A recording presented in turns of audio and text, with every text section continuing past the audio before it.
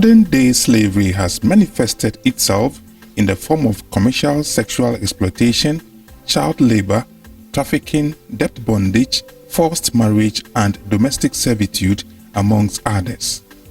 Unfortunately, these cankers have received little or no attention. The OT region, which is the general focus of this investigative piece, has the highest proportion of children aged between 5 and 15 who are engaged in economic activities, representing some 20.8%. This documentary piece focuses on the Nkwanta South municipality as well as the KJB and Jasikan districts.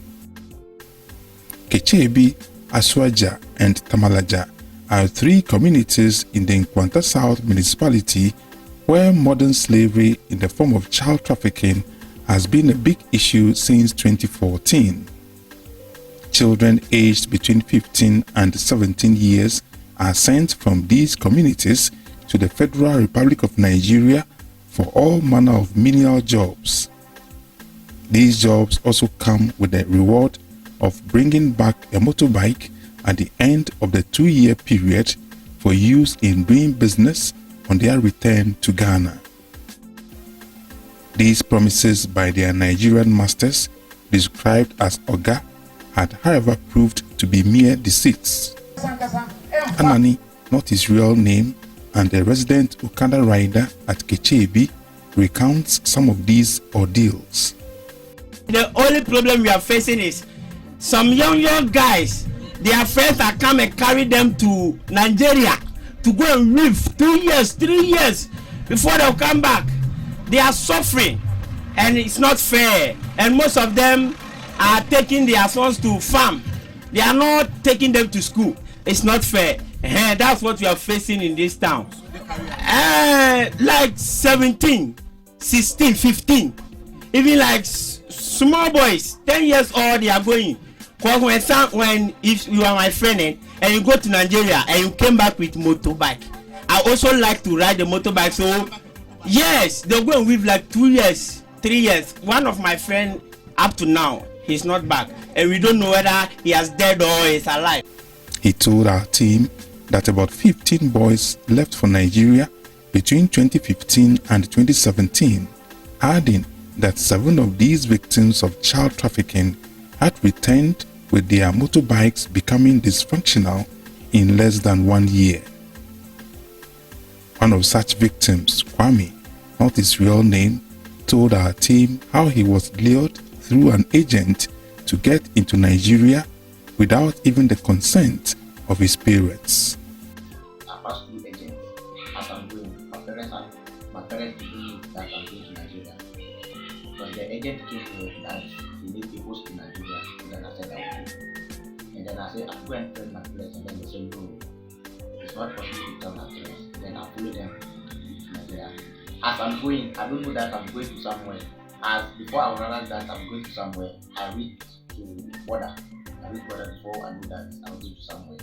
As we are going, we are feeling happy that we are going to Nigeria. But as we reach over there, we are not feeling well. And then we don't know the reason why. What we are thinking before we went to Nigeria. As we reach there, then tell us what we are coming to do over there. Kwame also shared with our investigative team the harrowing experiences and frustrations he went through whilst in Nigeria for the few years. According to him, it is only by his grace that he is alive today. When we sleep is problem. How we manage to eat is our problem. Even what they say to get water and drink is problem. I said, by thinking like this, where we get water and fetch and drink, we go and fetch something. We quarter with sand so that you come along inside before you get correct water and drink. And then there are like a lot of work over there, too much work. We are not resting. Now, rainy time like this, rain will fall, you won't get where you sleep, rain is falling, and then you are inside. We will cut our things and we will do our district, our house, and then we put inside. Then we are maintaining ourselves to eat maybe around 10 to 1 before we eat. If you went from by 6 o'clock to even 6, and then you come back again. as we come back, some of us will bath, some of them they won't bath. Some of our brothers are bathing, they are still suffering. The work that they do is too hard, it's fun work. There are a lot of work over there. And then we are managing ourselves to our limits. And then as we are coming here, we pass through troubles before we are here. To buy blood, a lot of this cannabis, but because of this our God, then we are out. Another victim, Blaise, not his real name, told our team that he had been to Nigeria on 2 separate occasions, first through an agent and the second time on his own accord. According to him, the frustrations he went through in Nigeria, including a promise by his master to buy him a motorbike, were horrifying. He spoke Akan.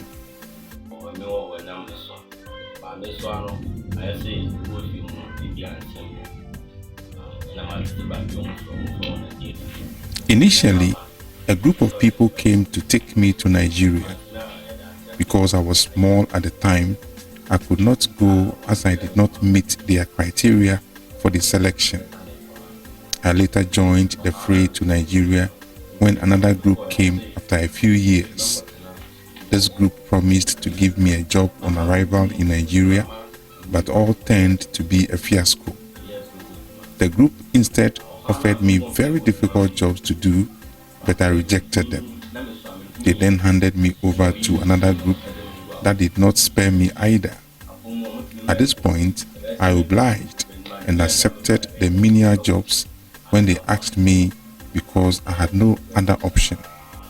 All these arrangements were done by my agent, and because of my quest for a motorbike, I had to accept it. I ended up doing all manner of jobs in Nigeria. At the point, my agent who took me there had to come for money from me because they were also suffering. They also refused to pay back some of these monies to me.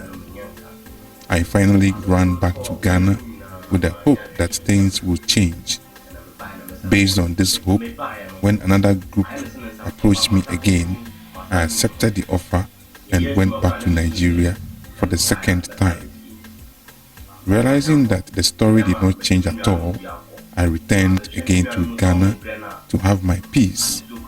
No youth should desire to go to Nigeria because he wants to get a motorbike for business. It is indeed a hell to go through.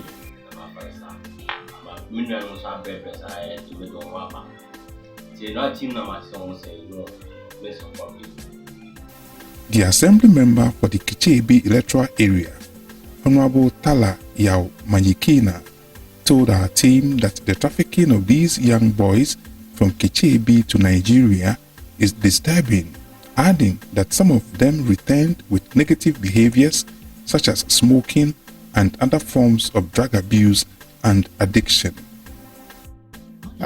People come around to pick the children. Some are in GHS primary school, 15, 16 years, that they are taking them to Nigeria to serve 1 year so that they buy them a motorbike. At the end, maybe the child will serve for 2 years in Nigeria, because when the person gets there, how to even come back becomes a problem. Then the person will go and serve for 2 years. Even the motorbike they give to the person, when the person comes to sell it here, it's not up to 1,500, but will go and work day in, day out. And the report given is, even there will not be a holiday for you, whether raining or shining. They have to go to farm. Some are into vegetable cultivation and a whole lot. So it's like that thing is even spoiling some of our children. They come back because the work is too much for them. They sometimes influence them to smoke weed in order to be able to work. So when they come back, we find it difficult to stop some of them even from smoking the weed again.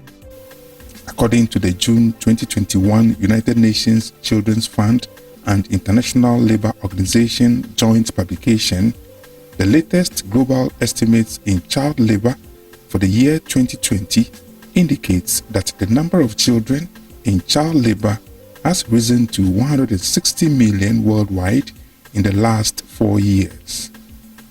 The number constitutes an increase of 6.4 million children in child labour. In sub-Saharan Africa, population growth, extreme poverty, and inadequate social protection measures have led to an additional 16.6 million children in child labor over the past 4 years, with Ghana being no exception. In the Awoma, Asele, and Kayadan communities in the Kayadan-Awoma electoral area of the Jasikan district, school children are engaged in child labor on ginger and cocoa farms for their teachers and parents. An opinion leader and resident of the Awoma community, Bright Danso, told our team that the child labor situation in the area is endemic and worrying. Some of the students is from home, some are poor, totally poor. The less privileged or their parents are not able to afford for their footwear or their dresses to come, they will end up joining their parents to farm. If the teachers too were not able to come to school, it won't even attract the students to go there and stay there and joke and joke then go back. Their parents will not even allow them to come, because when they come, they don't benefit from anything. So it will be better for the parents to take them to farm to go and help. So I can say, because of these challenges, it is a very distracting them to come to the school. A resident parent and petty trader in the town, Madam Asana Alindu, also spoke about the situation. She did the narration in the Akan language.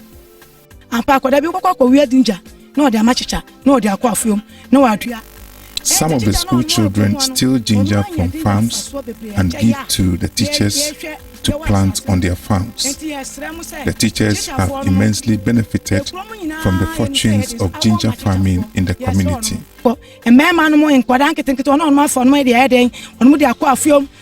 Assembly member for the Kayadan-Awoma electoral area, Honorable Theophilus Agodo, noted that the modern-day slavery canker is a big issue in the electoral area, blaming the situation on a number of factors. Since the students have said it, it means it is true. Sometimes when you come to the school, the teachers are not there. Since the teacher is not, the parent too cannot leave the child in the house.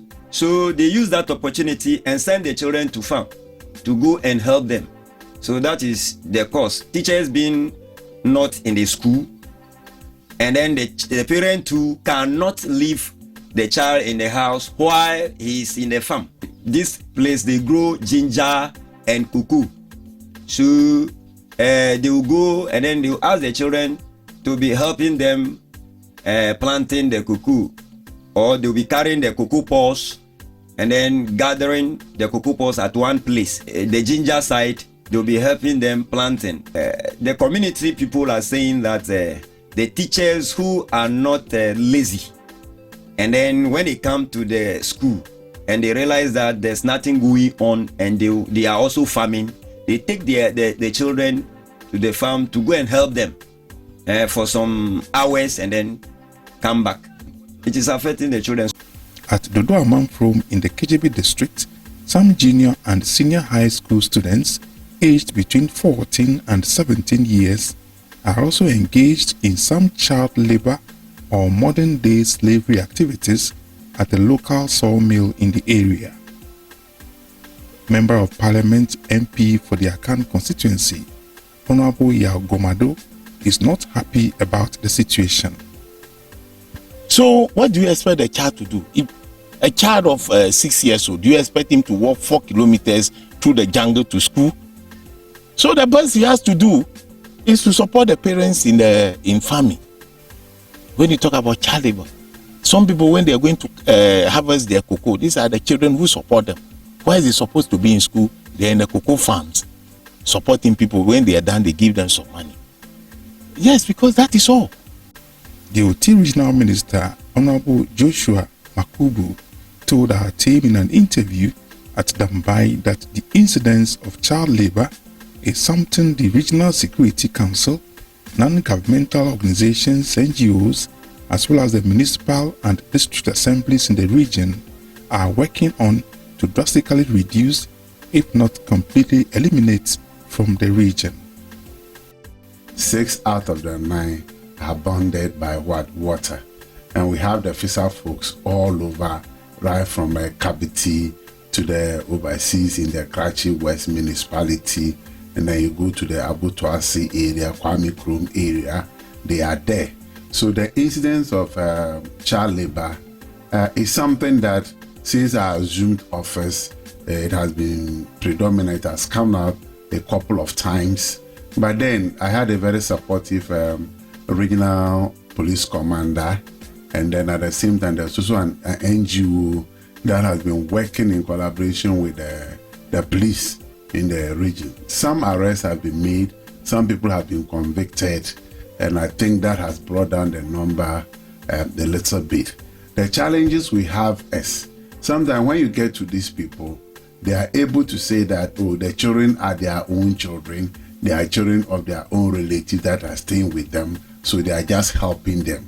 And in that case, sometimes the children themselves, because of some of the threats they have been issuing to them, they find it very difficult to actually open up that this is not the case. But in some few cases, the intelligence picked, and then the investigation, the police, and in collaboration with the NGO, that is able to reveal some of the things. The Human Trafficking Law Act 694 prohibits human trafficking in all its forms. When apprehended, the suppliers of these children can face jail sentences ranging from 5 to 25 years according to our laws in Ghana. It is therefore abundantly clear that there is a need for the country to scale up efforts at tackling the modern-day slavery menace through measures that would help respond effectively and efficiently to issues of child trafficking or modern slavery activities for that matter.